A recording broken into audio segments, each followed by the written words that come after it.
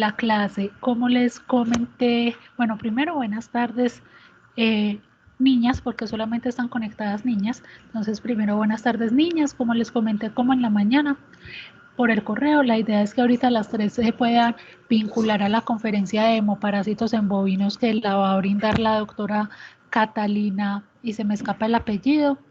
Que todas estas son como oportunidades también para actualizarnos, para mejorar nuestros conocimientos. Entonces yo sé que la charla va a estar bastante interesante para que nos vinculemos todos a ella.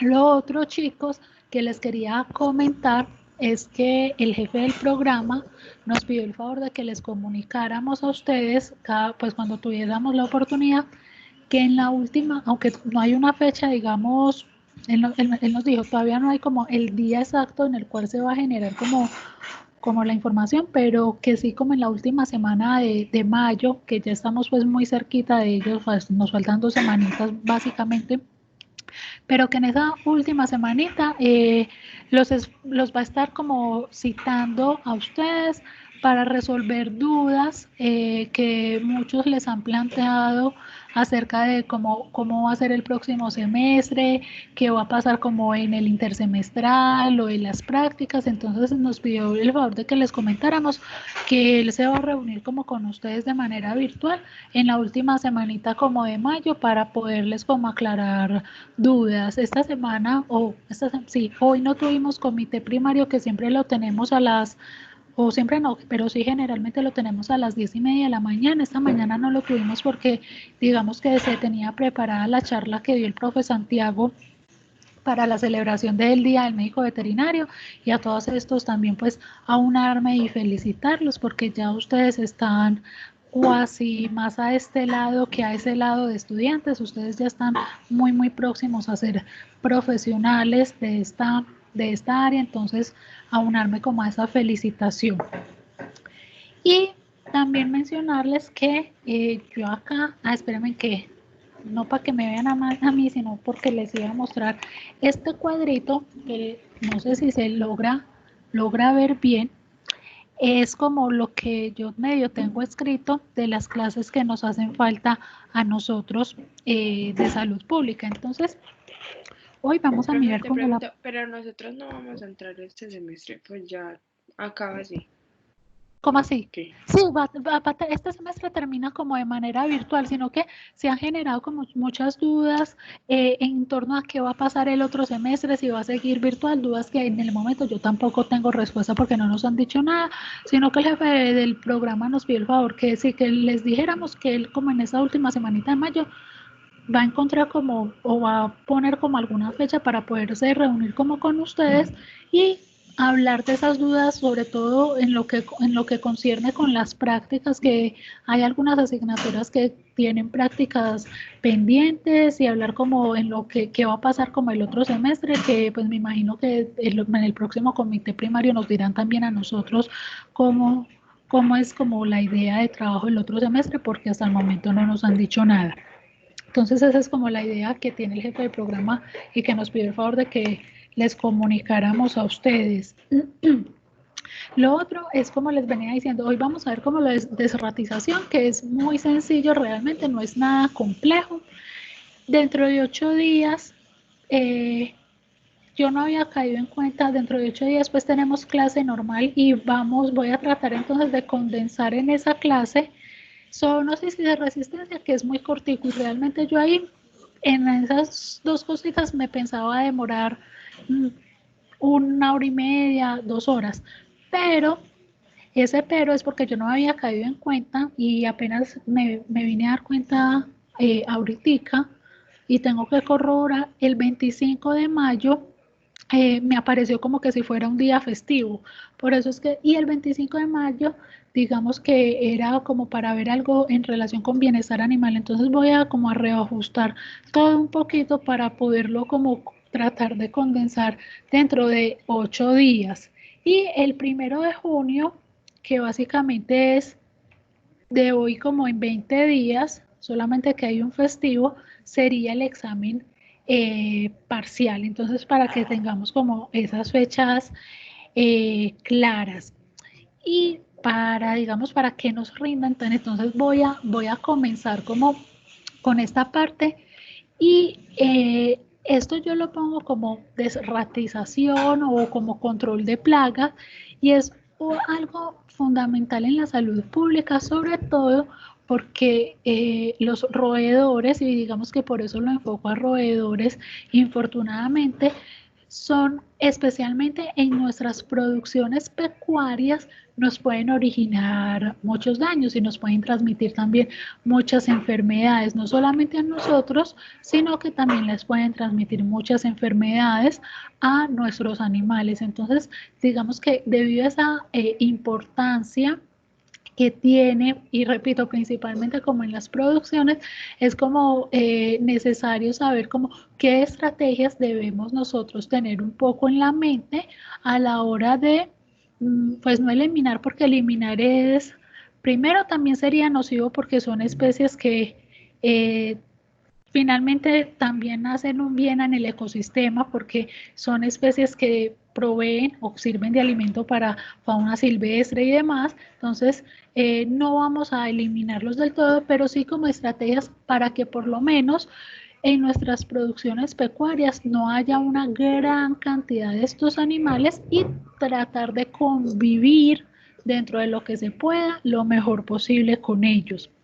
Entonces acá, digamos que lo más importante es recordar que los roedores son mamíferos y que hay no solamente es estas tres especies, hay muchas más especies, hay alrededor de 600 diferentes especies de roedores, pero para nosotros, o digamos que de interés, sí hay como tres especies, que es el Ratus norbergicus o el ratón de barco, el Ratus ratus o la rata común y el ratos músculos, que es el ratón doméstico.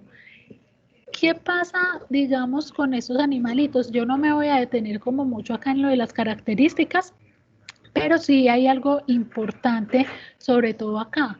Estos animalitos es muy importante tener en cuenta que los pares craneales o los nervios craneales, los 12 pares de nervios craneales en estos animalitos son muy desarrollados. Y al ser tan desarrollados, eso tiene implicaciones prácticas como cuáles. Son animales muy inteligentes, son animales que aprenden muy rápido, son animales que se familiarizan muy fácilmente con las situaciones adversas.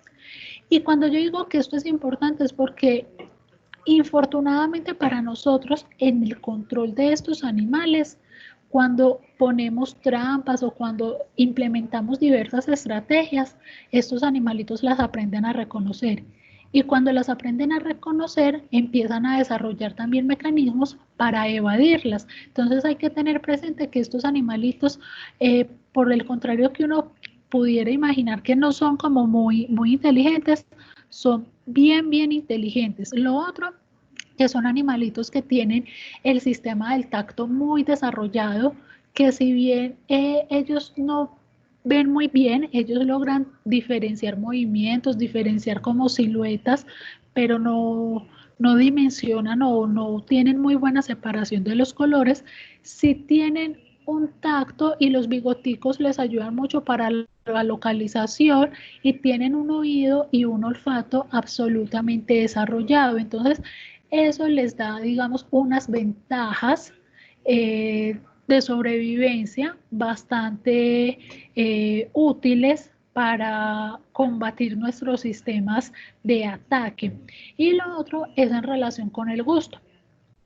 Pues si bien son animalitos que pueden comer de absolutamente todo, ellos son omnívoros, pues tienen una palatabilidad bastante exquisita y por eso, infortunadamente, algo de lo que a ellos los atrae así sobremanera son los concentrados. ¿Por qué? Porque los concentrados que nosotros les brindamos a nuestros animales, pues están realizados con materia prima que es de alta palatabilidad, que saben muy bien. Entonces, infortunadamente para nosotros, el concentrado que nosotros les brindamos a nuestros animales, llámese bovinos, equinos, porcinos, aves, pues todos son concentrados o todos son alimentos de alta palatabilidad y para ellos eso va a ser algo que los atraiga. Entonces eso hay que tenerlo bastante presente. Lo otro que hay que tener muy presente con estos animalitos son estas tres características. La primera, la que quisiéramos que tuvieran nuestros animales, mucha prolificidad. Nosotros quisiéramos que ojalá nuestras vacas no tuvieran un parto al año, sino que le pudiéramos acelerar y conseguir más de un parto al año, que las cerdas no tuvieran 2.5, sino llevarlas a 3. Nosotros quisiéramos exagerar esa prolificidad, pero infortunadamente todavía no hemos encontrado esas estrategias. Los roedores son altamente prolíficos, entonces eso que conlleva que hoy tengamos 2 ratones, pero en 22 días, 21 días, que es lo que dura la gestación, ya no vamos a tener 22, sino que por cada camada pueden nacer entre 6, 8 animalitos, entonces, y eso nace cada 21, cada 22 días. Entonces, se reproducen realmente se reproducen súper rápido. Lo otro es que, Profe, hola. es que no se están viendo las presentaciones. Ay, porque no me habían dicho yo acá, es que mostrando. Acabo de aparecer, pues no se me ve a mí, no sé si a todos. A ella sí se ve. Sí, ahí sí. A mí. Bueno, No sé si era listo. problema mío. No te preocupes. Listo. Entonces ahí sí ya la están viendo. Lo otro que es importante tener presente con estos animalitos es que otra característica que quisiéramos para nuestros animales de producción, se adaptan a todo, se adaptan al clima frío, se adaptan al clima caliente, se adaptan a la humedad, se adaptan a la sequía, se adaptan a las condiciones más adversas, habidas y por haber. Entonces, eso es otra gran ventaja que les permite crecer en diferentes lugares.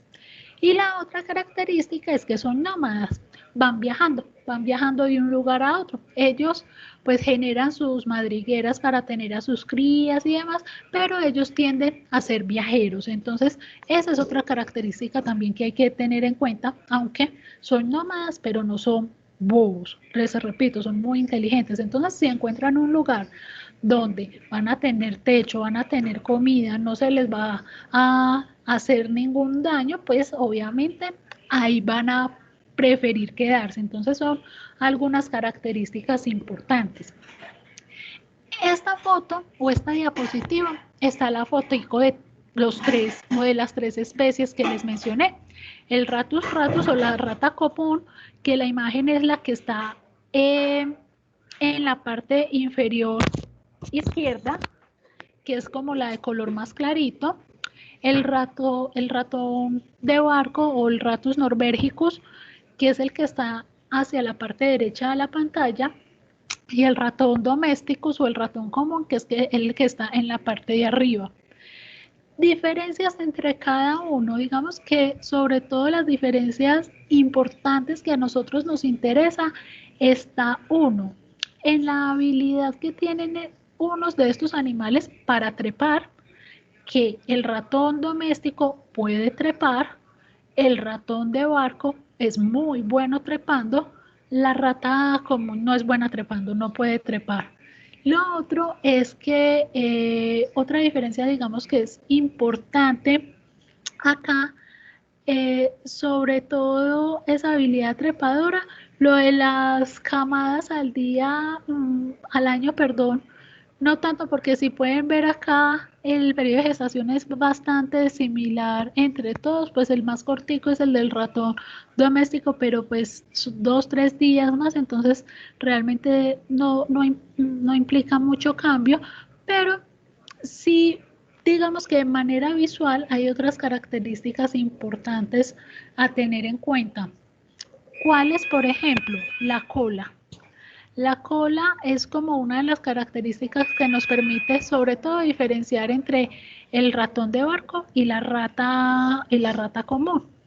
El ratón de barco va a tener una cola muy larga, inclusive si digamos la ponemos la cola a medir contra la cabeza y el cuerpecito del ratón, la cola suele ser más grande que el cuerpo y que la cabeza del ratón. Entonces es una cola bastante larga y digamos que delgada. Mientras que la cola de la rata común suele ser muy proporcional a cabeza y cuerpo y suele ser también más gruesa. La cola del ratón doméstico suele ser un poco más pequeña si lo tomamos como dimensión entre cola comparada, contrastada contra el cuerpo y la cabeza.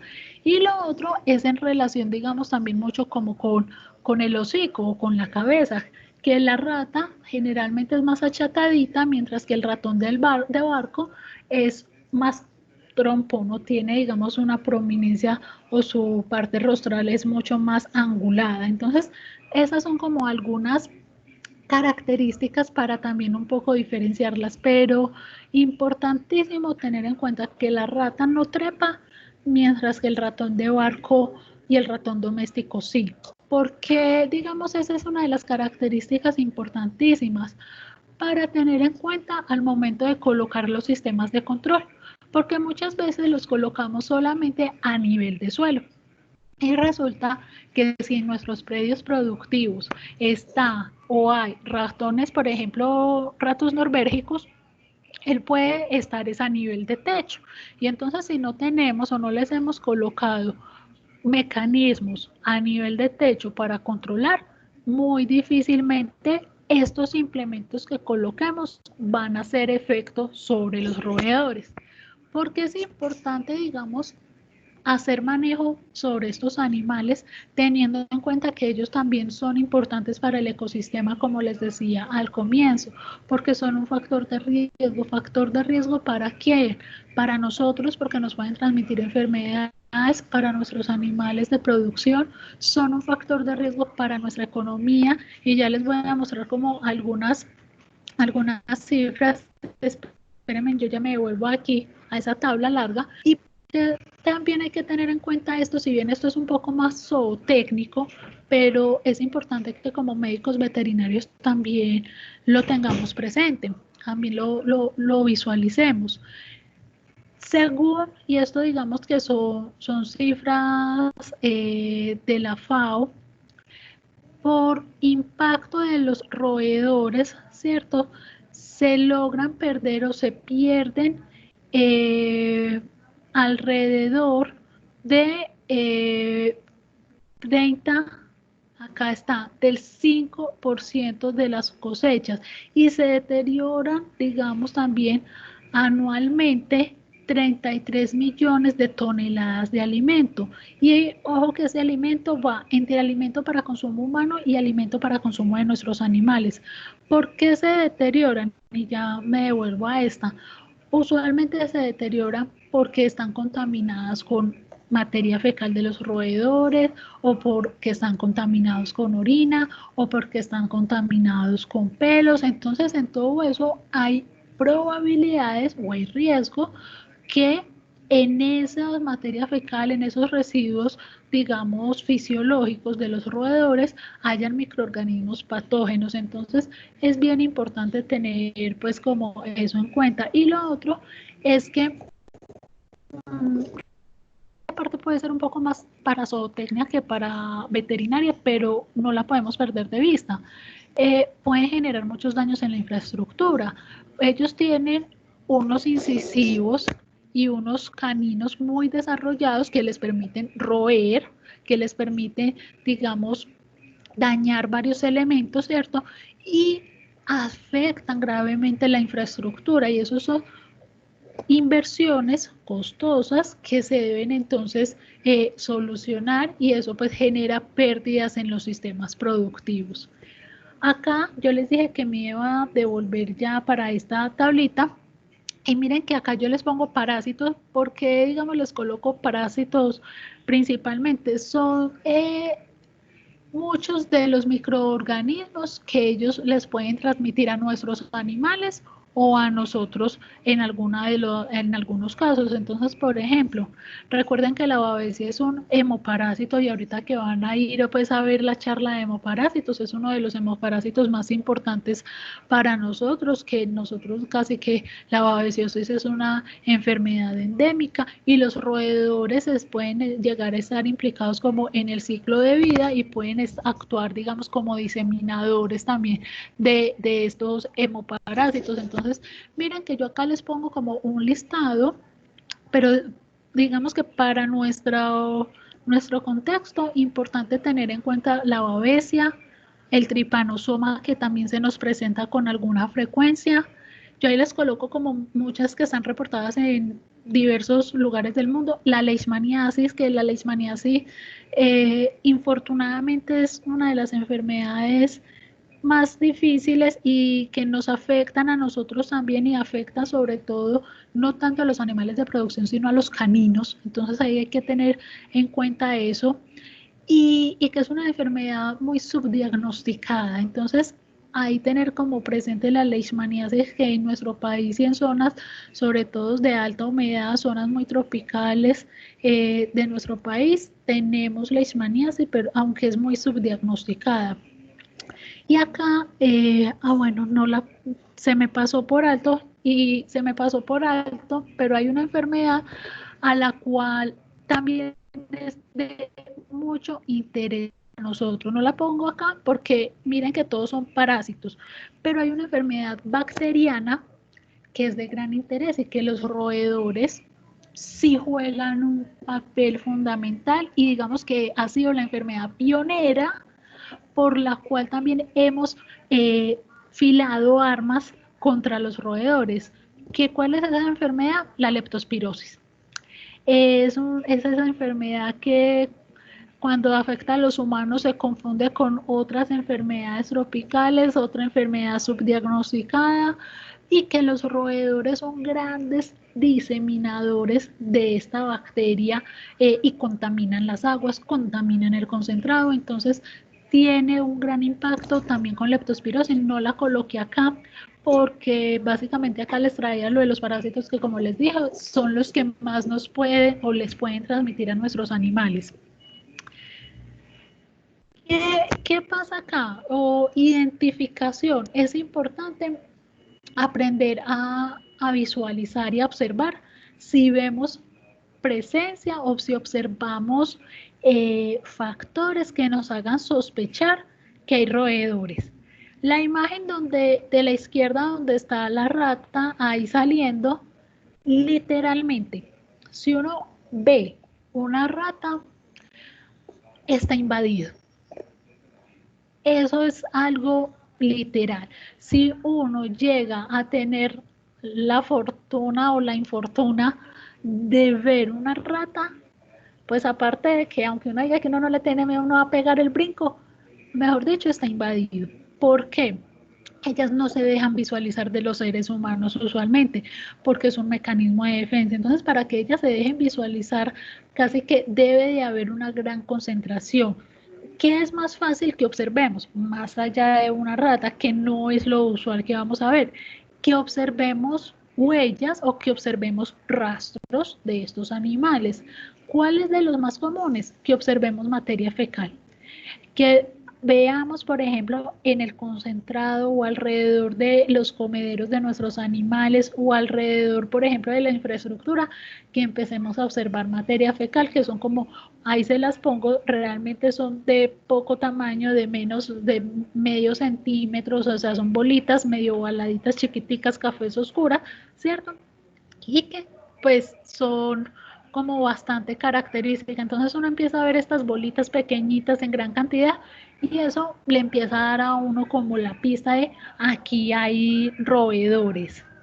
¿Qué más señales pueden aparecer? Que empiecen a aparecer como objetos mordisqueados, que empiezan a aparecer como daños en la infraestructura, como por donde van los cables, aman los cables, entonces que uno empiece a ver, yo no sé cómo se llama la cubierta de los cables, que es como un plastiquito, pero usualmente los cables no van pelados, sino como envueltos, yo no sé cómo se llamará esa vaina que los envuelve, pero uno empieza a ver que esa vaina se empieza como a despedazar. Eso también es típico de que hay roedores, o uno empieza a ver como también cuando hay infraestructura en madera, que las maderas se empiezan como, uno les nota así, como dientecitos, huellitas ahí de dientecitos, entonces cuando uno empieza a ver huellas de dientecitos por ahí en las maderas, en los cables, que yo no sé cómo se llaman esas cositas que cubre los cables, ahí empiezan a haber señales de que hay roedores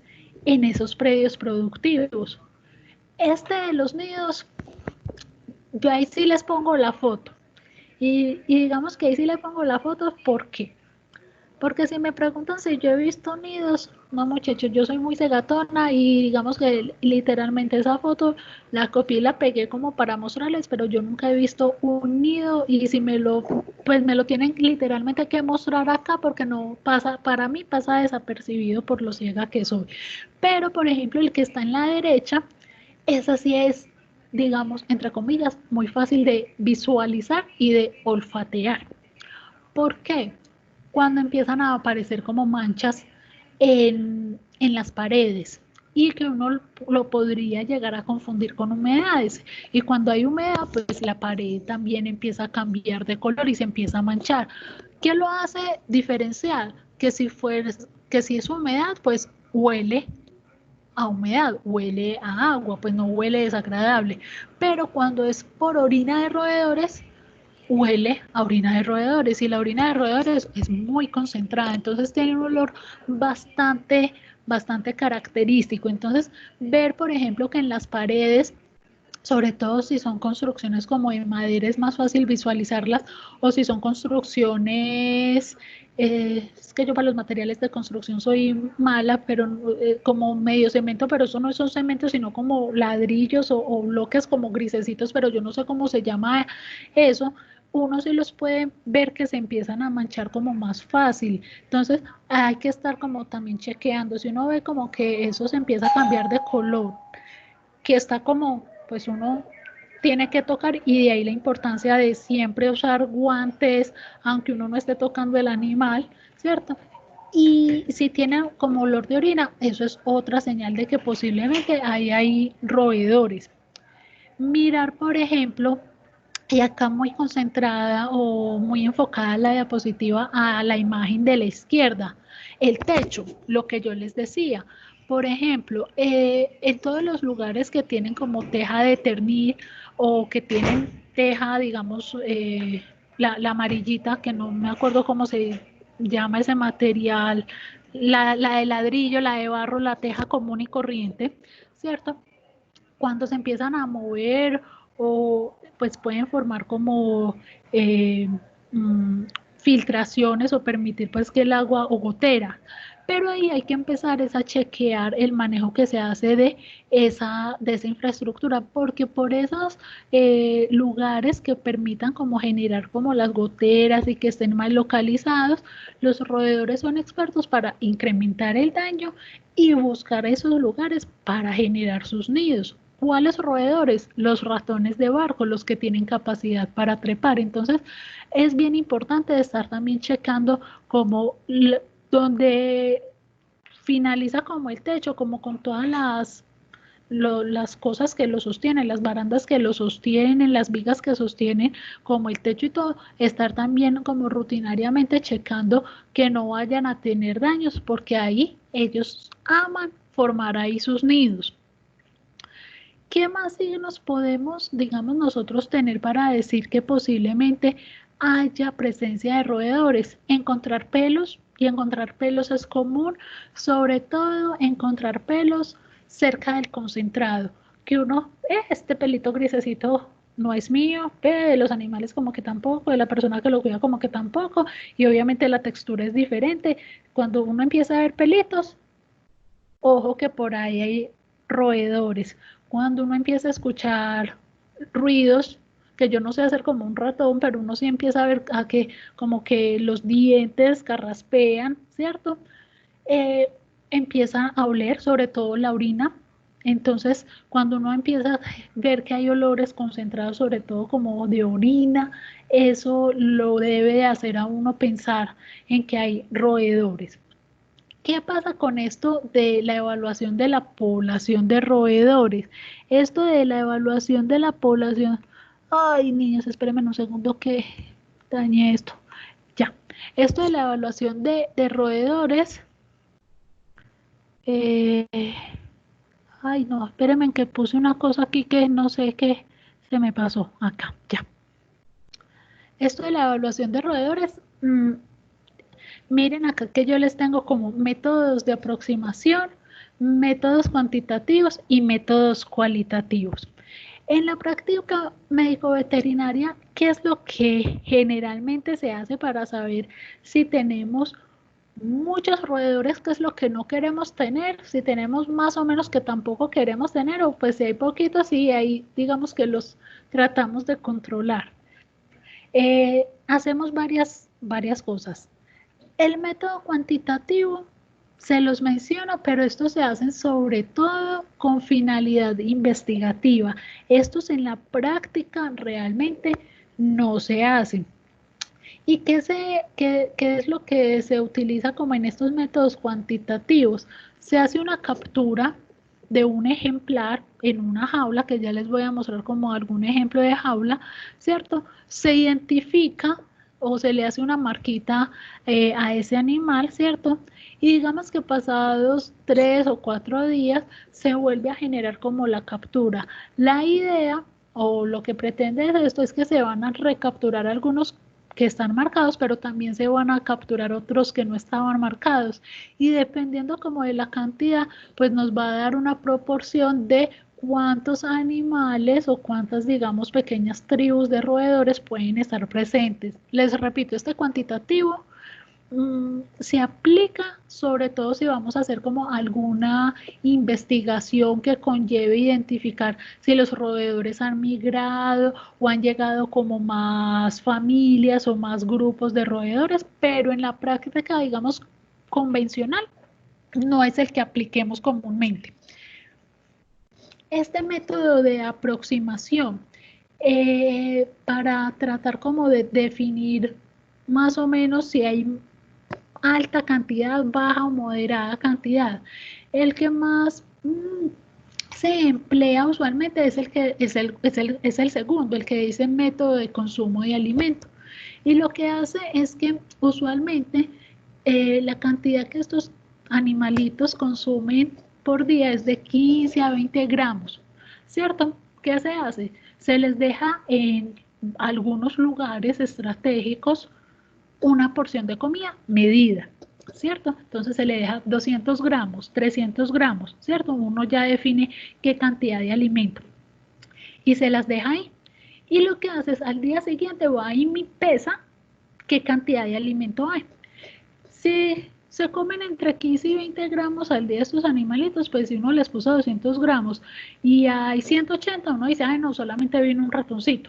No, hay 160 gramos, no, vinieron 2 ratoncitos. Entonces digamos que más o menos así uno logra sacar la cuenta de cuántos individuos más o menos se aproximaron, ¿cierto? Entonces por eso se llama, o llegaron a ese lugar, por eso se llaman métodos de aproximación. Todos son muy, digamos, empíricos. Los de cuantitativos también son como muy empíricos. Estos de aproximación pues nos dan también como una idea. No hay, digamos, un mecanismo muy exacto para hacer esta medición. Y lo mismo pasa con estos cualitativos, que él simplemente está basado en los signos que veíamos ahorita o en esas pistas que nos dejan los roedores. Es decir, decimos que hay una infestación o hay una cantidad de roedores baja si no hay evidencia como evidente de ellos. Es decir, muy rara vez, qué sé yo, una vez cada 2 meses o cada 3 meses, aparece por ahí excremento. Pues recuerden que ellos son nómadas, ¿cierto? Y que uno, sobre todo con medidas de muy buena higiene, puede mantenerlos alejados, sobre todo en la parte de alimentos. Entonces, que una vez cada 2 meses aparezca ahí como un poquito de materia fecal, puede ser señal de que llegó un grupo de estos roedores y están siguiendo como su curso. No es nada como para uno alarmarse. Puede suceder, sucede, y digamos que ahí uno como médico veterinario no se debe tampoco pues estresar y jalarse los pelos porque esto suceda. Son cosas que van a pasar. Una infestación, digamos, moderada. Es que ahí, digamos, con una mayor frecuencia, digamos, ya no cada 2 meses o cada 3 meses, sino que como que una vez cada 2 semanas uno empieza a ver como que empieza a haber materia fecal y uno aquí como que se me están empezando a mañar estos muchachitos, uno empieza a ver de pronto que se le van cayendo como pelitos y uno ve tan charro que se le están cayendo los pelitos, eso es que se me están ya quedando como vivir ahí. Ya cuando uno empieza a ver que la cosa se le está como a uno incrementando, uno ya dice, acá me toca ya implementar medidas. Y una infestación alta es que casi que uno ve los animales ahí. Y infortunadamente eso pasa a veces, eso puede suceder, sobre todo que uno los visualice en la noche, porque en la noche es donde ellos más van a salir, en el día, digamos, no es tan fácil dejarlos o que ellos se dejen ver, obviamente, pero en la noche sí puede que entonces hayan tantos que cuando uno pasa por ahí logre visualizar a estos animales y aparte pues de ellos asustarse, también se asusta uno y ahí se genera bastante caos. Entonces, miren que independiente si es un método cualitativo donde vamos a decir, ay, hay una baja infestación, media, alta, si es cuantitativo y vamos a decir, no, capturamos 5 animalitos en jaula, los marcamos, vinieron 10 animalitos, o es de aproximación, miren que sobre todo es, dentro de todo no hay nada como muy preciso, es simplemente ser muy observadores y dentro de esa observación mirar como las señales para uno decir, acá digamos estamos bien, no hay que alarmarnos o aquí ya hay que empezar a tomar unas medidas que vayan más allá de la buena higiene para evitar que estos animalitos, digamos, se nos vengan amañando por acá, sino que sigan su curso, sigan yéndose para otros lados. Entonces, eso es básicamente lo que a lo que hago relación como con estos métodos para identificar como la cantidad de población de roedores. En relación con las técnicas de control, para estos animalitos, lo que nosotros buscamos, más allá de eliminar como los roedores, porque insisto, hay que ser conscientes que ellos no son malos para el ecosistema, ellos son buenos para el ecosistema, ellos ayudan a mantener el balance del ecosistema. El problema es que en las producciones pecuarias pueden afectar a nuestros animales productivos, entonces eso es lo que no queremos eliminarlos, sino que mantenerlos en la mínima proporción posible y si logran estar pues más alejaditos de nosotros, mejor. Entonces cuando yo ahí digo que la eliminación de ratas y roedores de un determinado ambiente es sobre todo mantenerlos alejados de la infraestructura donde están nuestros animales y mantenerlos alejados de la infraestructura donde están el alimento que nuestros animales de producción se van a consumir, que pasen por la granja y que sigan su camino, pues bien pueda, pasen y hagan lo que tengan que hacer, pero la idea es esa, que no vayan a tener un contacto directo con nuestros animales, pero en el resto de acá sí soy como muy repetitiva, no los buscamos eliminar porque sean feos o porque no nos gustan, por el contrario, insisto, ellos hacen un trabajo muy bonito, sirven de alimento para otras especies de fauna silvestre, entonces eso también hay que buscar el balance para no ir a generar más daño del que ya hay. Nosotros, ¿qué debemos hacer? Un manejo integrado. ¿Y qué es esto de manejo integrado? Combinar algo o mecanismos indirectos y mecanismos directos. Los mecanismos directos son los que debemos procurar, sobre todo los métodos químicos, usar en menor medida, porque los mecanismos directos, ya me voy a volver a esa diapositiva, hacen parte de ese tratamiento como activo que hacemos para controlar a los roedores. Es decir, hace parte de esos métodos ofensivos donde vamos a atacar directamente a estos animales porque lo que buscamos literalmente es asesinarlos. Así suene cruel, así suene crudo. Entonces, con estos métodos químicos y directos, lo que buscamos es asesinar a estos roedores. Con los métodos biológicos ya les voy a mostrar que se han utilizado, pero de manera, digamos, experimental, pero no se recomienda utilizarlos porque podemos generar un mal mayor y ya les voy a mostrar con qué método biológico se ha tratado los roedores que también los matan finalmente. Y los métodos físicos que hay algunos, sobre todo las jaulas, las trampas de ratones que les pueden generar, como más allá de la muerte, les pueden generar pues un daño en su cola o en su estructura, ¿cierto? Y digamos que los podemos liberar en otros lados, es como el menos agresivo, pero también es el menos eficaz, porque con una trampa capturamos uno o dos, pero hasta ahí llegamos.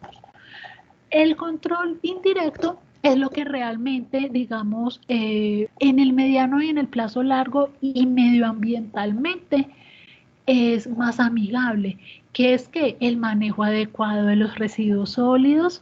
¿Y por qué? Porque esos residuos sólidos van a generar un espacio propicio para que ellos lleguen. Entonces, el adecuado manejo de esas basuras, el adecuado manejo de ese concentrado, el tener realmente ese concentrado bien almacenado, que no quede en la superficie, que no quede como junto a las paredes donde se les favorece trepar y hacer daño, como en los costales, mantenerlo como en las canecas y no en los costales, porque los costales son fáciles de dañar, las canecas no son tan fáciles de dañar. Entonces miren que este manejo indirecto es lo que realmente deberíamos de procurar, y si tenemos baja infestación con un manejo indirecto se puede controlar de una manera eficaz. Entonces acá sí quiero que quede muy claro que si bien en algunos momentos cuando tenemos pues una muy alta infestación debemos de recurrir a lo químico, pues lo ideal sobre todo es con buenas prácticas culturales de higiene y de bioseguridad tratar de minimizar la llegada de estos animalitos. Esto de la parte pasiva, entonces, hace relación sobre todo a este manejo indirecto, que son esas estrategias donde modificamos algunas condiciones ambientales para que ellos limiten su desarrollo. Entonces, la manera pasiva está muy ligada con el control indirecto, y digamos la manera activa de actuar es muy ligada con el control directo que hacemos sobre estos animalitos. Control pasivo. Miren que acá se dirigen es al medio ambiente. ¿Qué es lo que hace? Evitar o minimizar, más que evitar, minimizan que los roedores lleguen y se reproduzcan. Aquí yo les pongo la imagen del gato por algo. Y es que la imagen del gato, sí y no. ¿Cómo así que sí y no? Pues yo no sé cuántos de ustedes tienen gatitos. ¿Quiénes de ustedes tienen gatitos en la casa? Gatitos domésticos. Así que ya que no tengan pues necesidad de salir. Juan Pablo tiene, listo. Yo también. Pues, y Angie y Lorena también tiene. ¿Cómo son sus gatitos? Hermosa. Es hermosa, y más allá de hermosa, ¿es buena cazadora o no? La mía sí, ella se para en el balcón y quiere coger las palomas. La de Angie sí, la de Juan Pablo. Sí, ella también coge cositas en el balcón, lo que se atraviese. Ella también coge lo que se le atraviesa por el balcón. Muchos todavía, digamos, conservan ese instinto, pero hay muchos de los gatos domésticos que ya ese instinto se les fue por otro lado. Conozco también más de un gato que ya ni a los ratoncitos de peluche les hacen caso, que ya no cazan pues para absolutamente nada. Entonces, en los domésticos, y acá digamos que es esa diferencia, algunos sí, otros han ido como perdiendo ese instinto, pero los famosos gatitos ferales, los gatitos que digamos no han sido tan humanizados, siguen teniendo mucho ese instinto. Es verdad que el gato pues le gusta consumir pajaritos, ratoncitos y todo lo que se mueva, pero ahí tenemos también una pequeña complicación. El gato también puede ser transmisor de muchas enfermedades, entonces sobre todo en los predios productivos no es que recomendemos mucho la tenencia de gatos para hacer el control o una especie de control biológico sobre los roedores, porque la ideal es que no haya ni perros ni gatos cerca de nuestros animales de producción, para evitar también diseminación de enfermedades entre especies. Entonces, si bien se pone, pues es porque hay muchos gatitos ferales por ahí andando y nos pueden, entre comillas, ayudar. Lo ideal es que no hayan gatos. Entonces, ojo con ese gato, que por eso les pongo ahí la imagen, sí y no. Lo ideal es que no. A veces también es difícil controlar a los gatos que van apareciendo, y sobre todo si son gatos que van apareciendo de manera inesperada y que muchas veces es que de otras fincas o de otros predios productivos los van tirando a las mangas y ellos van simplemente encontrando modo de vida, pues es más difícil de controlar. Entonces hay tenerlos presente. Entonces, de ahí la importancia, y esto va muy ligado con la importancia de la certificación de predios ante el ICA. ¿Por qué? Porque recuerden que cuando vamos a certificar predios, debemos de tener un protocolo de manejo de plagas.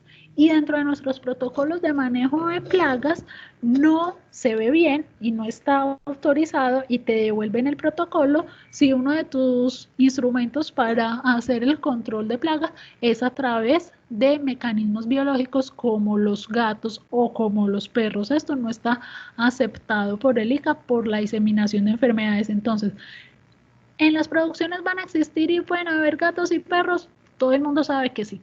Todo el mundo sabe que aunque no sea de uno, llega el del vecino, es difícil de controlarlo, pero igual tratar de minimizarlo, y no es la práctica que uno reporte como la que está generando el control de los roedores. ¿Qué sí debe tener esos planes de control de roedores? Limitar el acceso a elementos básicos. ¿Cuáles elementos básicos? Agua y comida. Como todo ser vivo, los roedores necesitan agua y necesitan comida. Entonces, como les decía yo ahorita, ellos pues pueden vivir y pueden comer de la basura, claro, pero la basura más la utilizan para formar sus nidales que para comer realmente. ¿Por qué? Porque ellos tienen el gusto súper desarrollado y son, aunque uno no lo crea, son hasta exigentes para la comida. Entonces a ellos les va a gustar mucho, es el concentrado de nuestros animales. Entonces, siempre en todos esos protocolos hay que reportar cómo vamos a almacenar y cómo vamos a impedir que esos roedores ingresen a nuestras instalaciones de alimentos. De ahí que lo ideal es que siempre los alimentos estén en canecas y no en costales.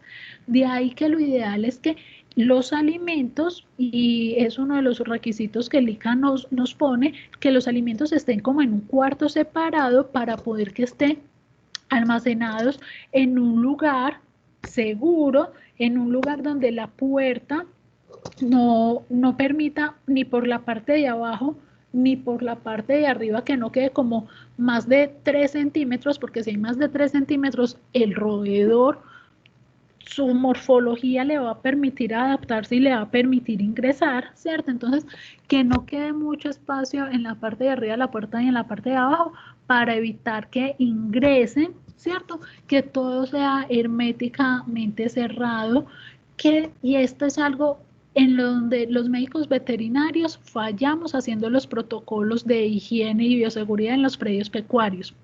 La limpieza post-uso.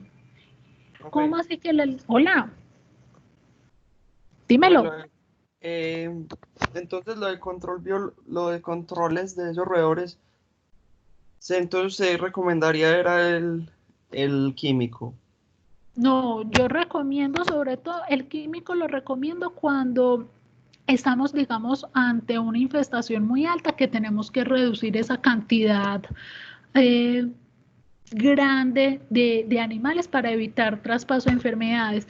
Pero yo lo que más recomiendo es sobre todo la parte como de manejo indirecto, sobre todo el cambio de medio ambiente y las buenas prácticas de higiene y de bioseguridad. Cuando hay una moderada o una baja infestación, con buenas prácticas de bioseguridad se puede convivir. Yo realmente la parte química solamente la recomiendo cuando realmente es una infestación muy alta y tenemos que reducir de manera como inmediata los animales tengan contacto con nuestros animales de producción. Del resto, siempre recomiendo mejor como atacarlo de manera pasiva con la parte de manejo indirecto.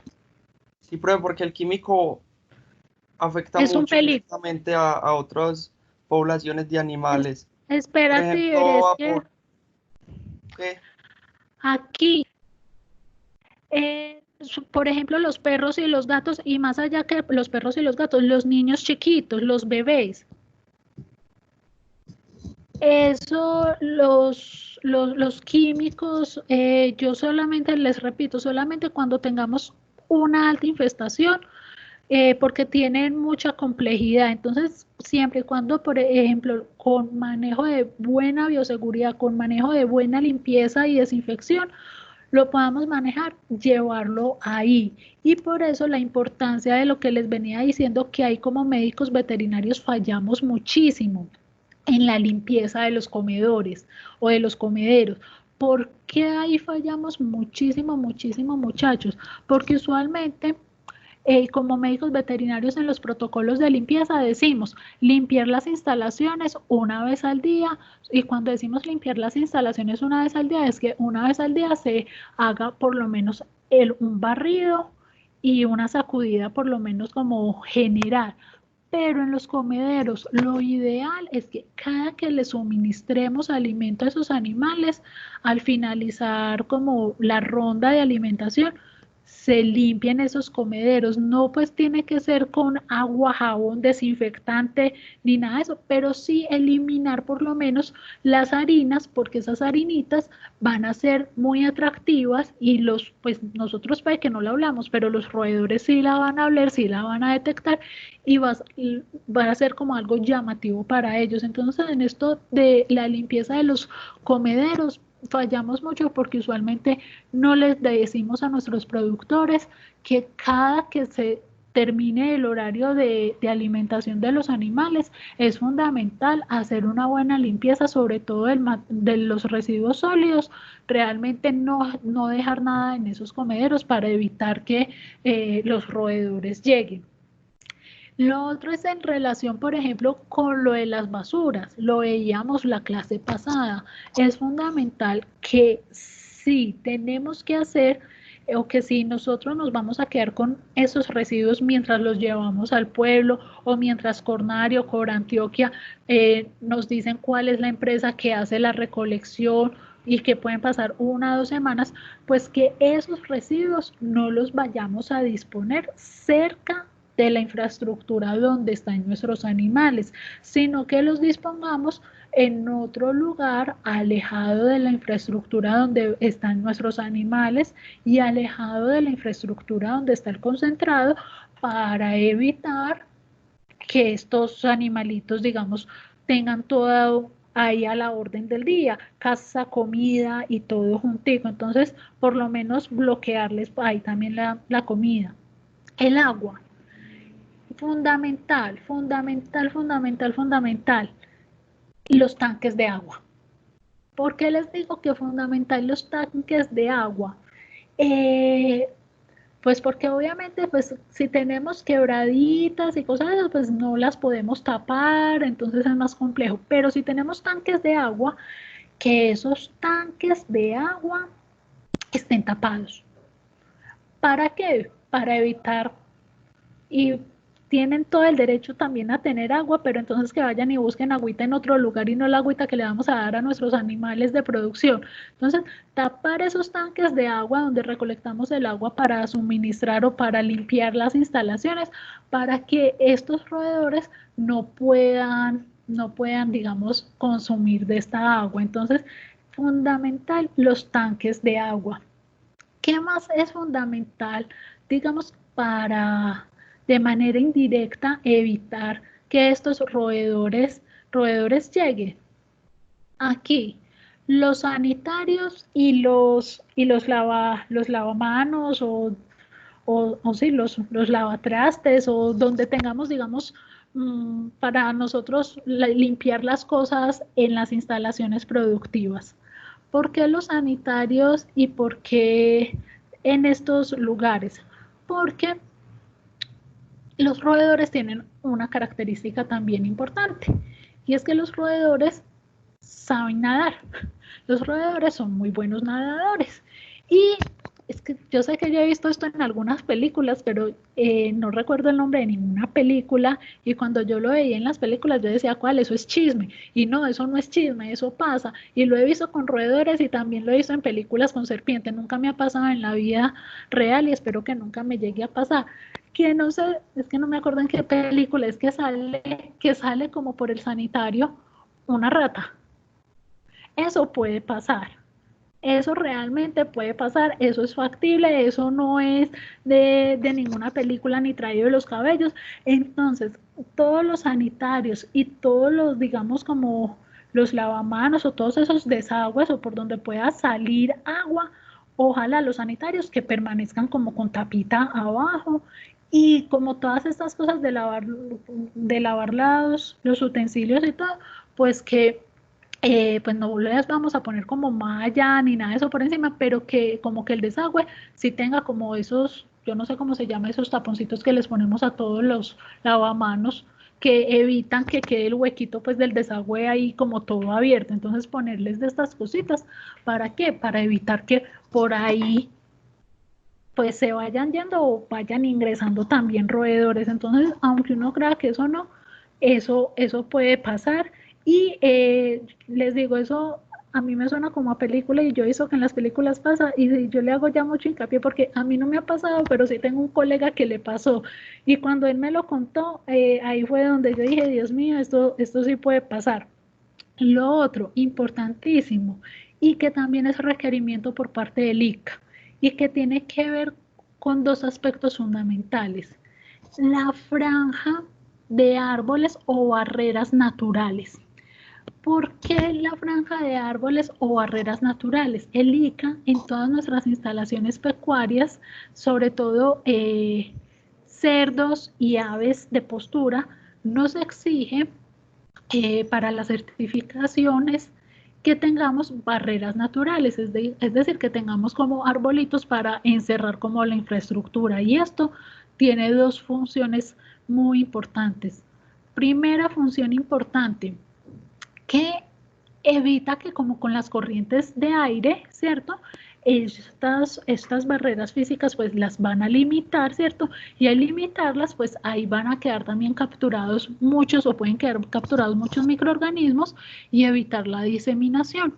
Y lo otro es que estas barreras, ¿cierto? También van a bloquear o van a impedir, sí, el traspaso también como de muchos olores. Entonces va a ser también más difícil para los roedores detectar, ¿cierto? Detectar que ahí al interior de esos árboles, más adentro, pues pueden encontrar comida, dormida y demás. Entonces, digamos, esa franja natural que nos exigen tiene como esos dos propósitos fundamentales: evitar la diseminación de microorganismos porque actúan como una barrera y evitan o quedan ahí como capturados y evitan que se sigan diseminando, y también les hace un poquito más difícil, logra camuflar los olores, y a los roedores les hace más difícil también la entrada a nuestra infraestructura. Entonces es importante recordar tener esa barrera como esa barrera natural.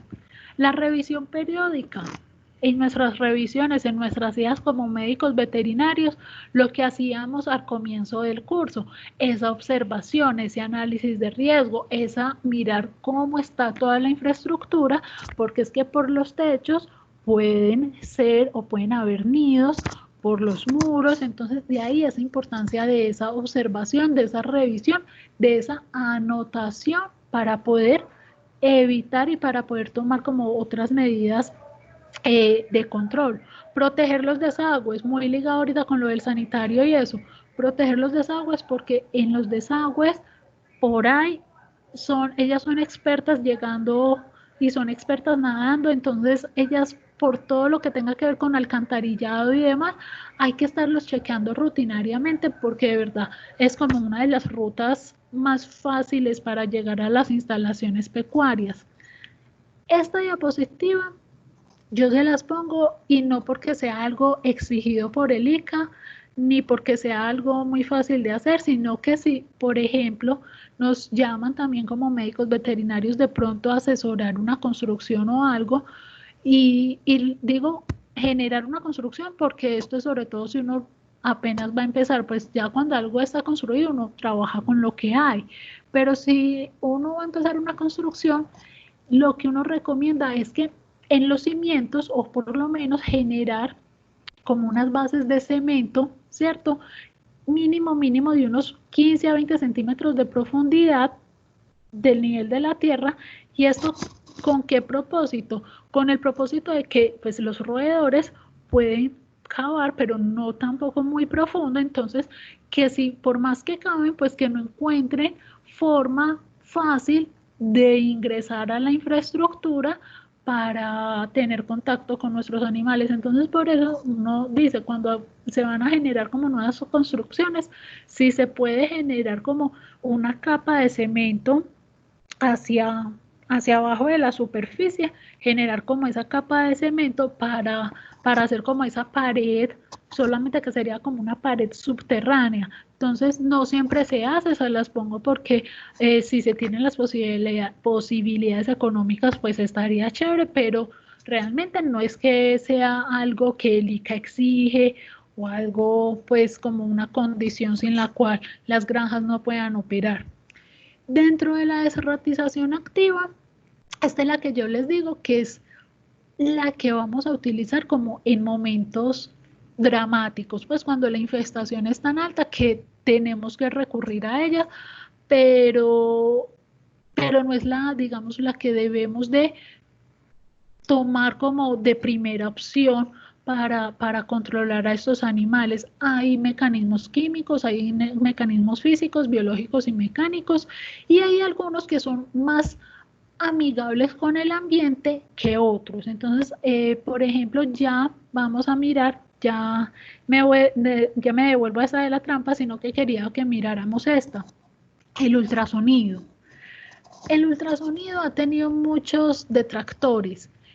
¿Por qué los detractores? Porque dicen, no, es que no mata a los animales, es que con el ultrasonido lo que buscamos no es matar a los roedores, lo que buscamos con el ultrasonido es ahuyentarlos. Entonces, muy posiblemente los roedores, pues, pueden estar alrededor de la infraestructura, pero lo que buscamos es que aunque nosotros no escuchemos las ondas, ellos sí las van a percibir y lo que hacen es que sean unas ondas como tan incómodas para ellos que ellos van a minimizar o a disminuir como la entrada. Entonces los detractores dicen que no funciona porque no matan a los animales, pero es que esa no es la finalidad del ultrasonido. La finalidad del ultrasonido es reducirlo un poco. Entonces, no es algo que se pueda utilizar como solo con el ultrasonido y si yo dejo mis canecas destapadas y todo ya lo voy a controlar. No, porque puede ser un sonido desagradable, pero si ellos tienen hambre y encuentran también que ahí hay alimento, se van a preferir aguantar el sonido desagradable y van a ingresar. Entonces, es un método que ayuda a la reducción, pero que no los va a matar, no les va a hacer como nada malo a los roedores. ¿Sirve? Sí sirve, pero teniendo en cuenta eso, que no es que los vaya a matar, no es que vayamos a ver los cadáveres de los roedores por ahí, simplemente ayuda a disminuir o les afecta, les manda como un mal ambiente para que ellos digan qué jartera tener que ir allá, pero no los va a perjudicar pues como en su salud. Entonces por eso quería como comenzar con esta, porque hay varios detractores que dicen que eso no sirve para nada porque no los mata. Pues sí, pues no sirve porque no los va a matar, eso es verdad, simplemente trata de generarles un ambiente hostil, por llamarlo de alguna manera. Los métodos mecánicos, digamos que yo ahí les pongo como esta que está en la imagen de acá de arriba de la derecha, es como una de las trampitas que se pueden utilizar, que les decía que se utilizan cuando en el método cuantitativo uno lo atrapa en esa cajita y les hace algún marcaje y luego los libera. Entonces, con estos métodos mecánicos, miren que tampoco vamos a matar a los animales. ¿Cuál es la vaina con estos mecánicos? Por ejemplo, la trampa de ratones, pues les puede generar lesiones, sobre todo a nivel de la cola. La trampa como tal no lo va a matar, ¿cierto? Pero sí les puede generar como lesiones corporales. Lo otro es que hay que como cebarlos, porque ponerles ahí el alimento, y como les decía a ustedes, ellos son muy inteligentes, entonces ellos ya como que conocen estas estructuras, y que caigan no es tan fácil. Hay que darles pues una comida bastante elaborada para lograrlos atraer y que caigan en este tipo de trampas. Entonces cada vez son como menos efectivas, se capturan solo los animales vivos, y digamos que estos serían también como buenos, pero no en una alta infestación, porque con esto logramos capturar uno o dos, pero no logramos, digamos, eliminar más animales. Entonces, si tenemos una baja infestación, a lo mejor puede servir, capturamos uno o dos y lo podemos disponer en otro lugar del predio, alejado de nuestros animales de producción, y que él siga haciendo su vida tranquila por allá y que encuentre otro lugar. Es una forma. Insisto, a mí no soy de las que piense que debemos de ser muy agresivas, porque estos animales son de verdad para el medio ambiente bien importantes. Entonces, estos son otros métodos. Estos métodos, insisto, no los van a matar. Les puede generar la trampa para ratones algún daño en la cola por la presión pues que le hace, pero no lo va pues a dejar que no pueda hacer su vida normal. Y las jaulitas no les hacen realmente ningún daño. El problema es que, insisto, ya las conocen, y a veces no es tan fácil engañarlos para que entren a estos métodos. El ultrasonido ya se los mencioné. Ay niños, se ha hecho sobre todo, digamos, a nivel experimental, y voy a comenzar con el que aparece al final, y que no, obviamente no es aplicado, digamos, a la realidad, simplemente es para que lo tengan en cuenta, y que hay artículos donde lo han hecho de manera, insisto, experimental, pero han sufrido mucha crítica científica también, como por la parte ética, donde dice inducción de epidemias controladas con salmonela, y lo que han reportado es que se les da en un alimento o algo contaminado con salmonela, para que ellos generen salmonela y se mueran por salmonelosis. Entonces les generan una infección gastrointestinal severa, para que se mueran. ¿Cuáles problemas de este mecanismo? Todos, porque no solamente entonces ahí tenemos a los roedores, sino que adicionalmente tenemos una bacteria, y donde esa bacteria llegue a nuestros animales les podemos generar también una salmonelosis, nos podemos generar nosotros también una salmonelosis. Entonces, por eso les digo, esto se ha hecho como a nivel experimental, muy debatido. Se las menciono porque si buscan artículos lo pueden encontrar, pero no es algo que uno diga vamos a aplicarlo, ¿cierto? Se los menciono, pero no es pues el que uno dice, uy, voy a contaminarlos con salmonela a ver qué pasa, pero sí hay algunos artículos pues que uno puede encontrar. Los famosos perros y gatos, sobre todo los gatos que los hablábamos ahorita, sí y no, pues sobre todo los gatos. Y los gatos ferales, si tienen su instinto, pues se comerán ahí el ratoncito. El problema es que también para las especies productivas, pues no deberíamos de tener perros y gatos cerca de esas especies productivas, por contaminación o diseminación de microorganismos entre las especies.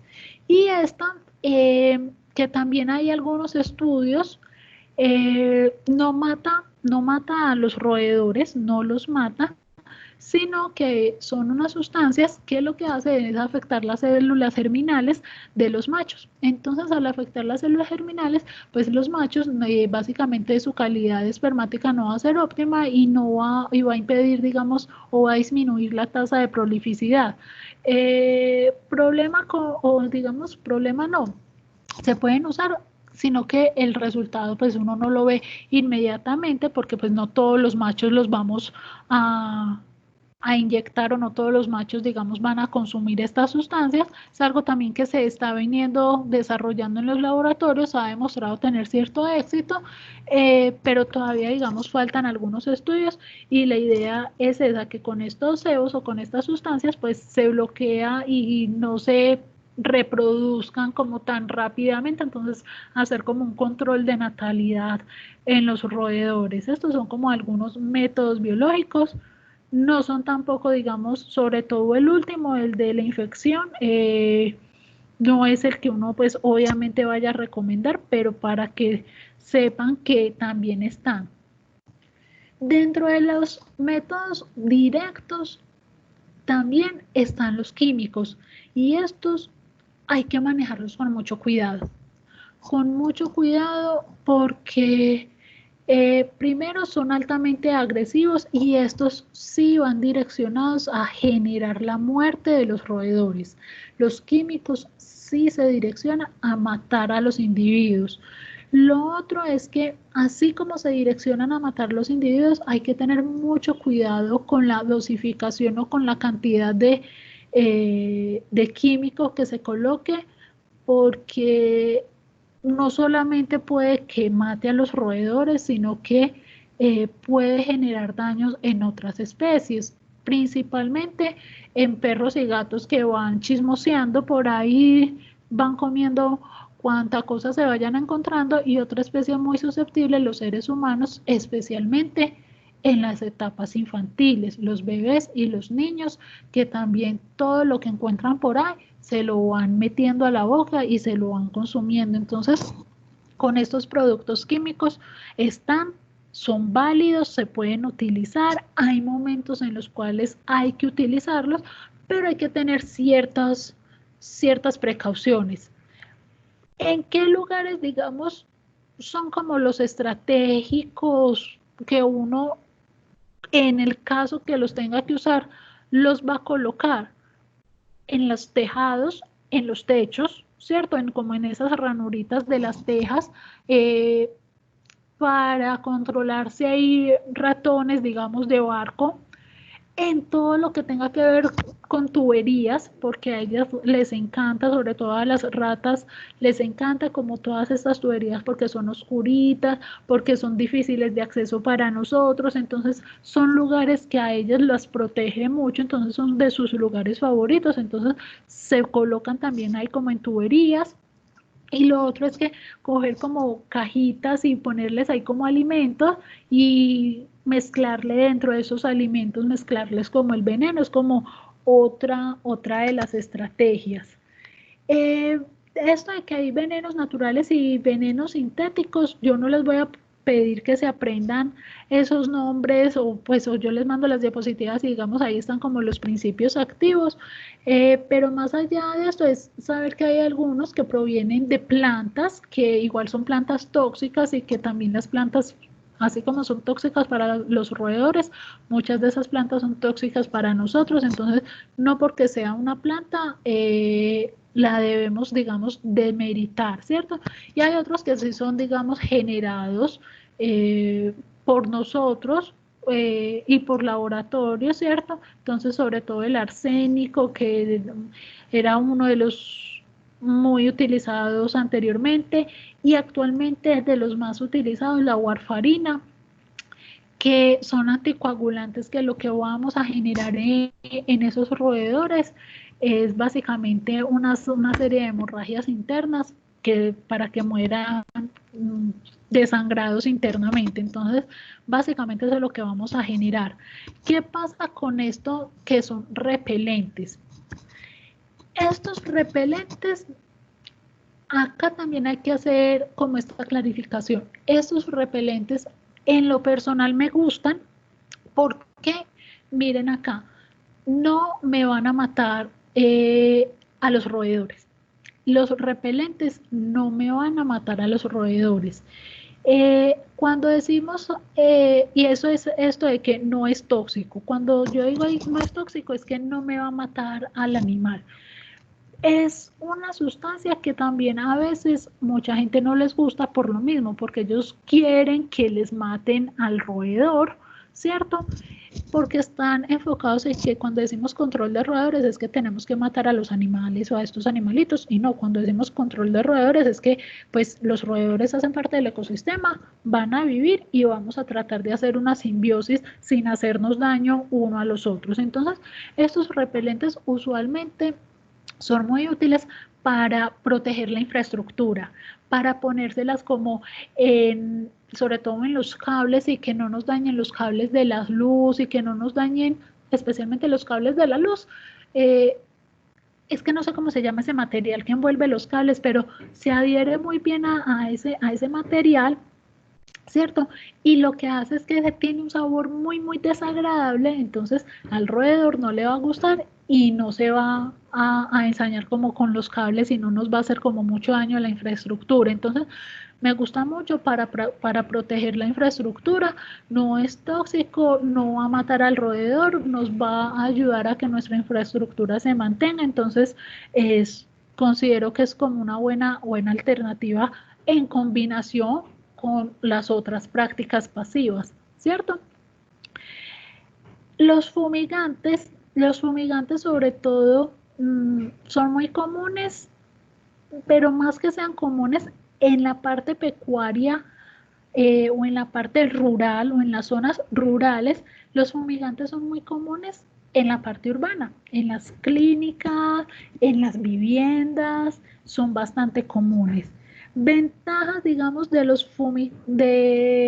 estos productos que se emplean para fumigar son, es decir, van a matar a los animales, y digamos que aquí, sobre todo cuando en sus casas se contratan empresas y a uno siempre le dicen, ojo que esto no va a tener ningún olor, no tiene ningún sabor, pero por favor durante el día de hoy mantengan las ventanas abiertas, todo lo que se vaya a consumir con mucho más cuidado lo va a lavar bien antes de ser consumido. Si tiene niños chiquitos, téngale los 20 ojos encima para que no se vaya a meter nada a la boca, y lávele todo antes de dárselo al niño. Si tiene animales, nos hacen sacar a los animales por un mínimo de media hora, digamos, mientras esparcen el fumigante. Entonces, todo eso es porque son compuestos químicos que son tóxicos también para los animales, son tóxicos también para nosotros. Por eso el personal que los maneja no los podemos manejar nosotros como médicos veterinarios.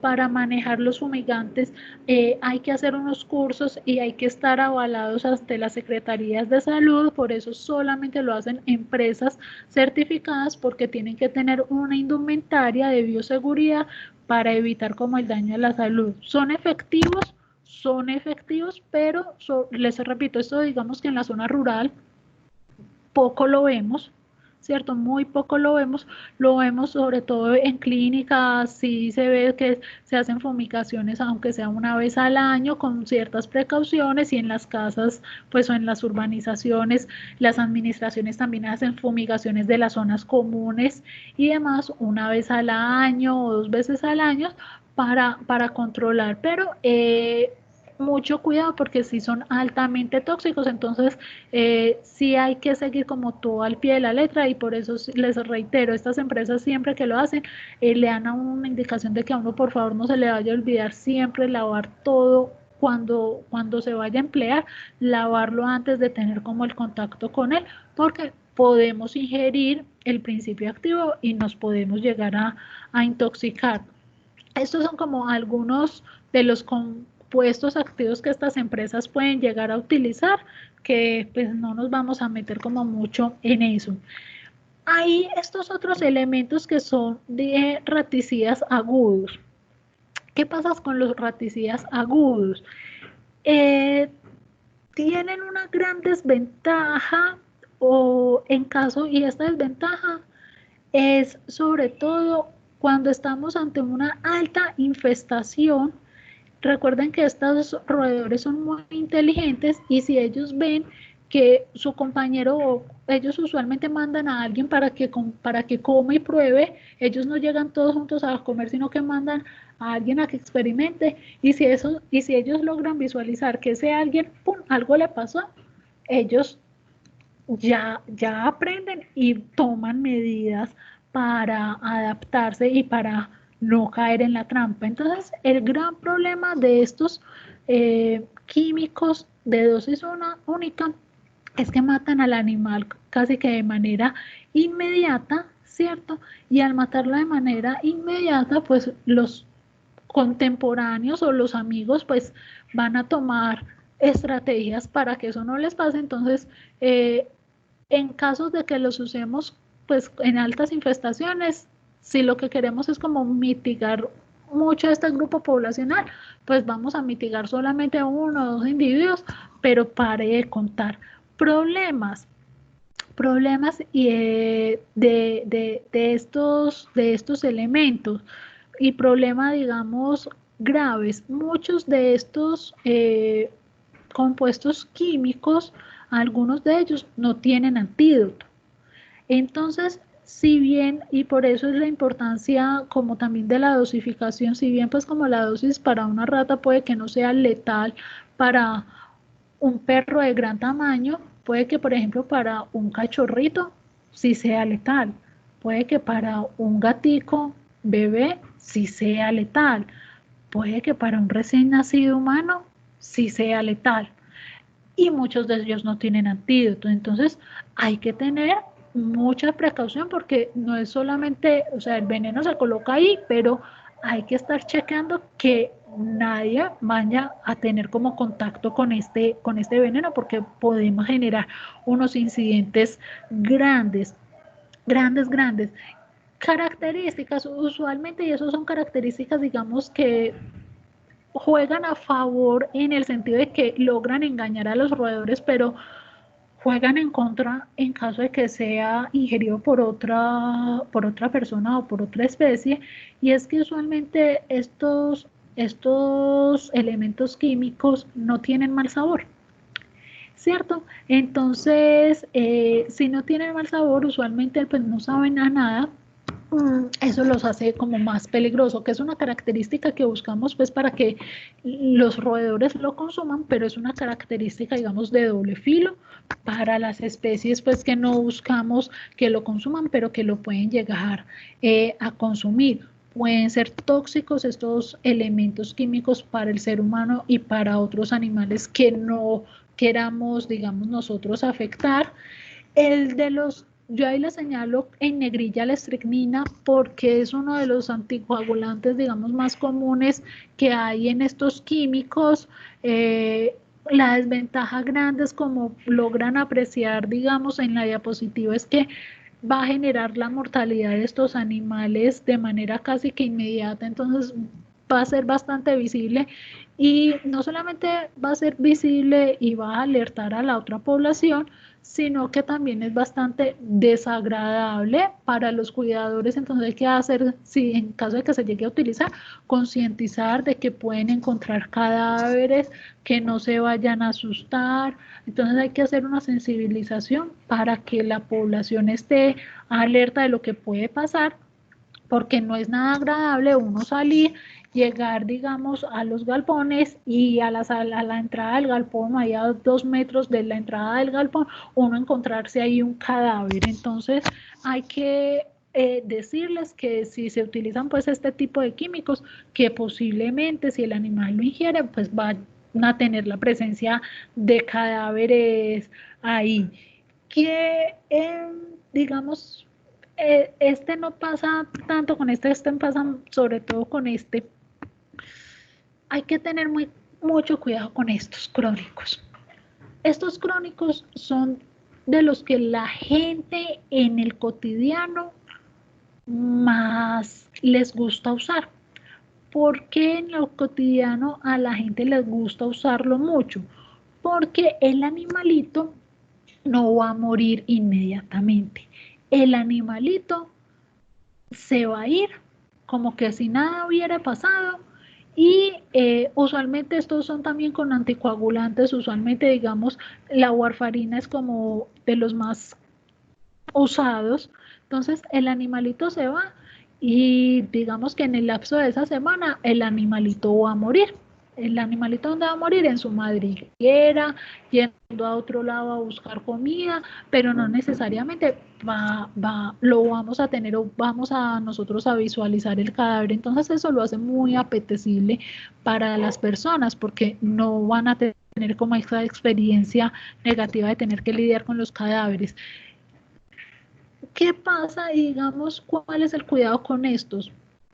Que como el animalito no va a morir de manera inmediata, pues recuerden que estos animalitos, hay otros animales que son cazadores, que se alimentan de los roedores también. Entonces, hay que tener cuidado porque posiblemente si uno de esos animales se consume al roedor que se consumió el veneno, pues ese otro animal también puede llegar a sufrir una intoxicación. Entonces, hay que tener también como ese tipo de cuidado, y de ahí es al cuidado, y otra vez sobre todo con los animales de compañía, y les digo sobre todo con los animales de compañía porque controlar la fauna silvestre nos queda un poco más difícil, ¿cierto?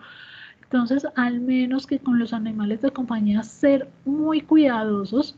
Y la sugerencia no solamente está en porque los animales puedan transmitir enfermedades a los animales de producción, sino también porque si tenemos la necesidad de utilizar estos químicos, pues evitar que esos animales vayan a ingerir estos productos.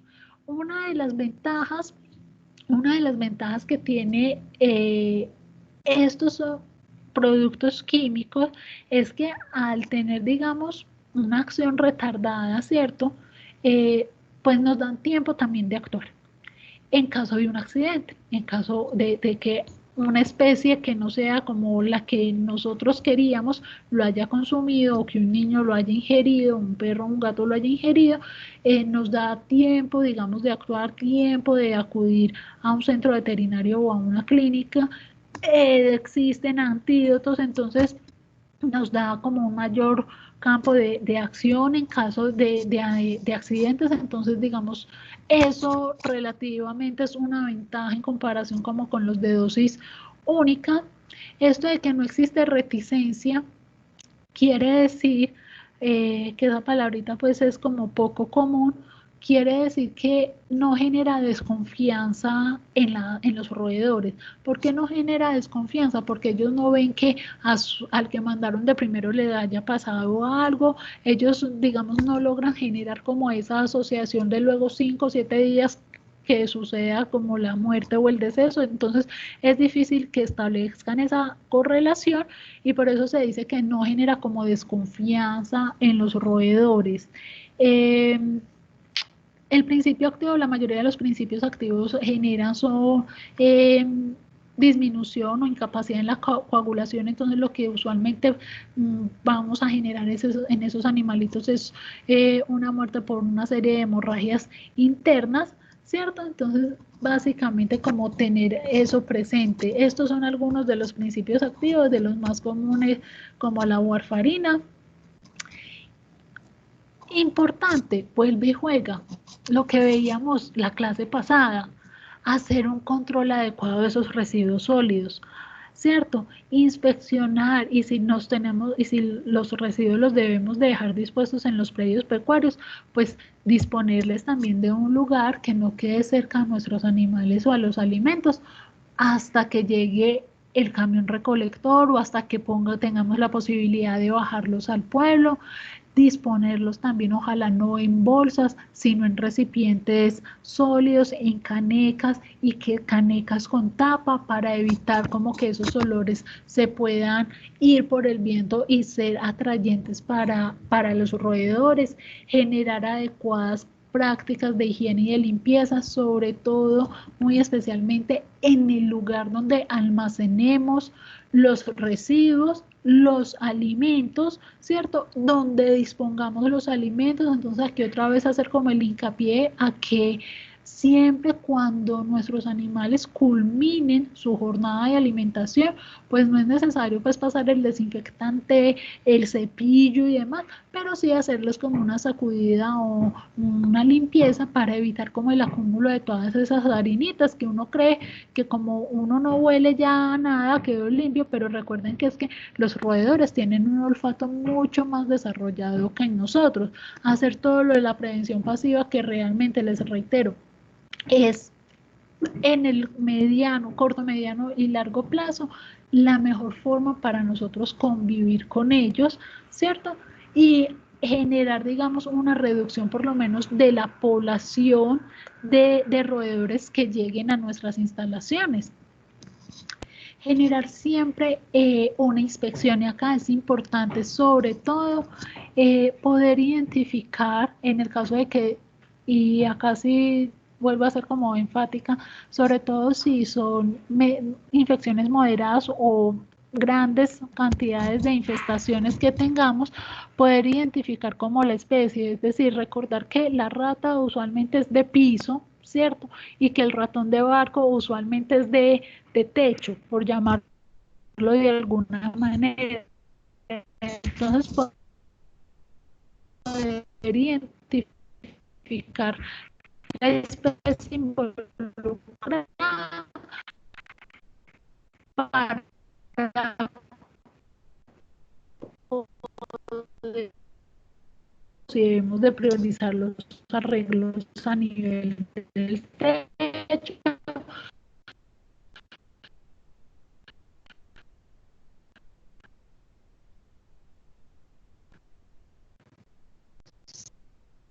Entonces, para eso es importante hacer como esta inspección.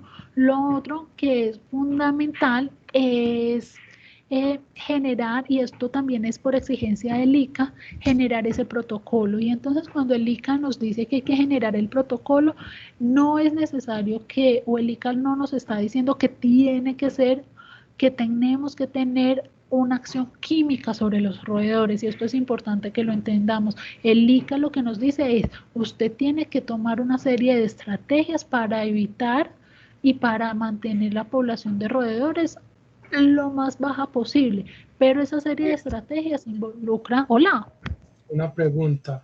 dímelo. En cuanto a esos protocolos que dan pues estas instituciones, ¿uno los tiene que hacer pues literalmente o tiene que crear uno nuevo basado en ese?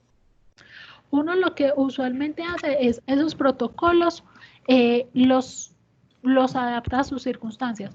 Por ejemplo, el protocolo dice que se debe generar pues la desinfección cada 15 días. Si uno ve pues que uno no tiene mucho movimiento de animales, que uno es algo pequeño, uno dice, bueno, no lo voy a generar cada 15 días, sino cada 20 días, uno los puede adaptar.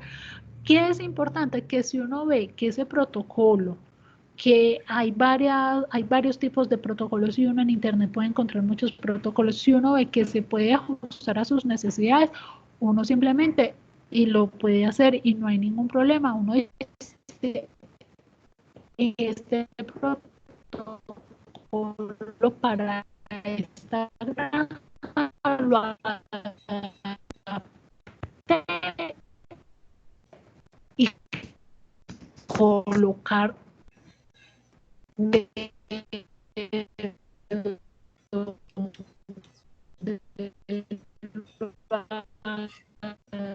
Profe,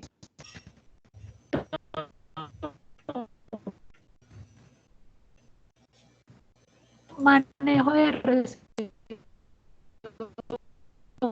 sólidos. ¿Cómo los voy a disponer? Los voy a disponer en una caneca o los voy a disponer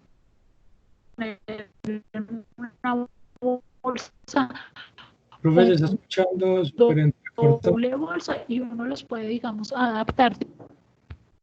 No sé quién me dijo, profe. que se está escuchando todo entrecortado. Espérame. Angie fue la que me dijo, es que no le estoy escuchando. sí, Ay, profe, y lo eso mismo no que creo que Juan. puede, creo que se les fue la señal. Entrecortada.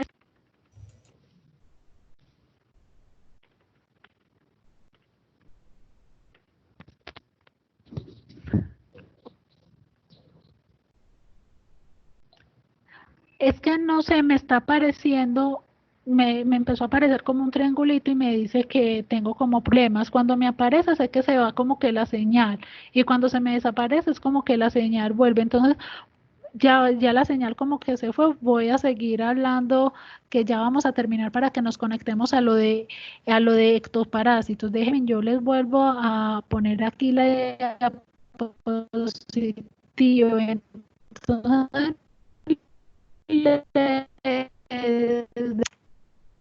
hacer ese manejo de residuos si lo vamos a si estos residuos los Profe, no se está escuchando. vamos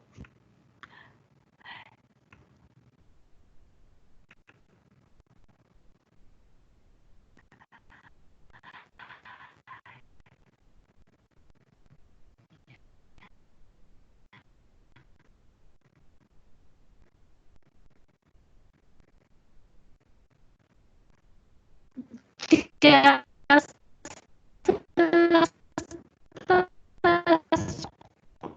escuchando? No, profe, no se escucha. Nada. Ah, bueno, ya sí. Listo. No sé, por acá Juliana me dice que no se entiende. Denme 2 segunditos. No, pero ya sí, profe. Ahorita apareció un robot. Listo. Entonces voy a hacer esto como en 5 minutos a ver si no se nos descompone esta vaina. Entonces, lo que les venía diciendo es, ojo con esto. Miren que esta es una imagen de un costal de concentrado como con unas bolitas. Esas bolitas son materia fecal. Tener mucho como poder de la observación y esto de las zonas verdes es no dejar enmalezar como los predios productivos.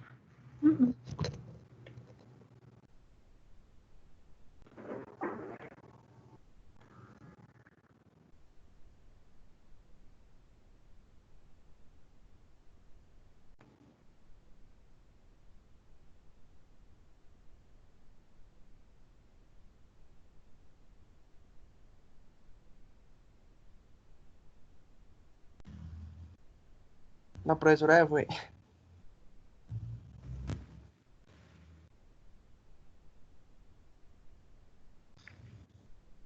Niños, se me fue del todo la señal.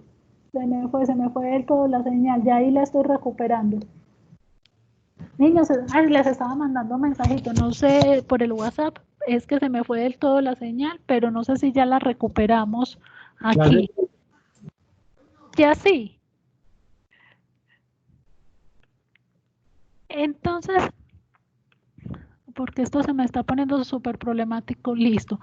Acá simplemente, siempre que vayamos y volver como a lo que hacíamos al comienzo del curso, mucha observación, lo que les decía, las zonas verdes, cuando hablo de zonas verdes hablo también de potreros, de la manguita, de como todo, no dejarlo enmalezar, porque al dejar enmalezar como esos lugares se convierten también en lugares que estos roedores les van a gustar para vivir. Entonces, evitar dejar enmalezar estos lugares.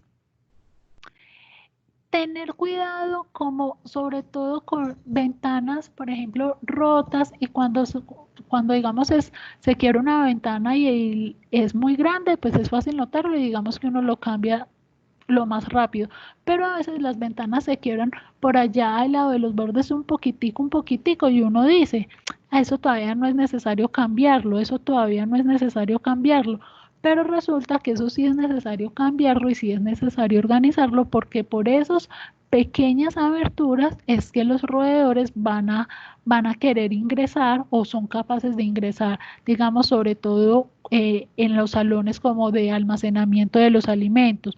Lo de las puertas, recordar sobre todo que no vayan a tener mucho espacio ni entre la puerta y el techo, ni entre la puerta y el suelo, para evitar que los roedores pasen por ahí. y digamos que para que nos conectemos a la de hemoparásitos voy a dejar acá lo del informe escrito. Y eso del informe escrito es llevar los registros. ¿Cómo así que ya los registros? Registros de sobre el alimento, llegó este lote de alimento tal día, tal otra, se envasó en estos recipientes o en estas canecas, llevar la numeración, no dejar o no hacer pedidos de alimento de mucho, para mucho tiempo, ojalá no más de 15 días, porque eso da o puede incrementar la probabilidad de que no almacenemos bien ese alimento y generar o incrementar la probabilidad de aparición de roedores, generar el registro si se ponen químicos, de este día se colocó este químico, colocar el principio activo del químico y llevar como todo anotado para poder saber si se empiezan a encontrar evidencias, por ejemplo, materia fecal o pelitos o daños en la infraestructura, anotarlas para poder hacer seguimiento en el tiempo, si es algo esporádico y que uno diga, no, es que esto es una infestación leve, mira que esto nos pasa es una vez cada 2 o cada 3 meses, entonces, o no, es que mira que ya están apareciendo cada 8 días, cada 7 días, cada 5 días, para uno poder saber si con las métodos indirectos basta o si le toca, aunque uno no quiera, empezar a aplicar los métodos directos. Entonces, que todo, absolutamente todo, quede registrado. Se logró escuchar como esa parte final que estoy acá súper insegura porque no sé si sí se oye o no. Sí, profe. Bueno, entonces, eso era como la parte de manejo yo le pongo manejo de roedores, manejo de plagas, que es bien importante por las pérdidas económicas y, digamos, el riesgo a la salud de nuestros animales y de nosotros mismos. Recordarles que aunque las llamemos o mal llamemos plagas, realmente son animales que son beneficiosos para los ecosistemas, entonces que ojalá con las medidas sobre todo indirectas y podemos generar mucha mejoría y disminuir mucho la carga de estos animales, que los métodos químicos solamente los utilicemos pues en casos extremos o en casos de pues de una alta infestación, pero ojalá pues o procurar que sea lo que menos utilicemos. Preguntas hasta el momento.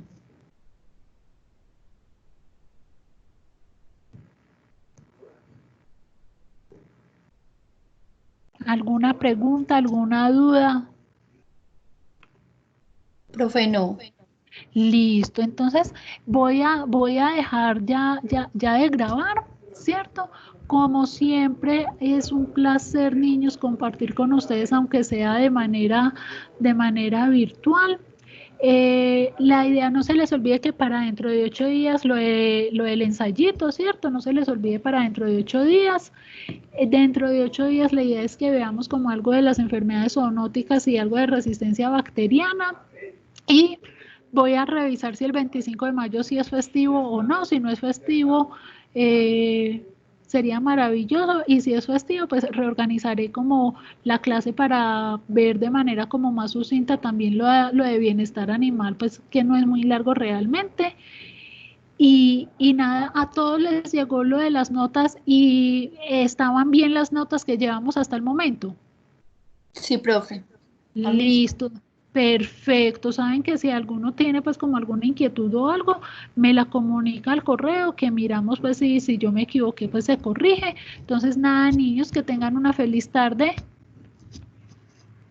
Lo mismo, profe, muchas gracias. Con mucho gusto, niños.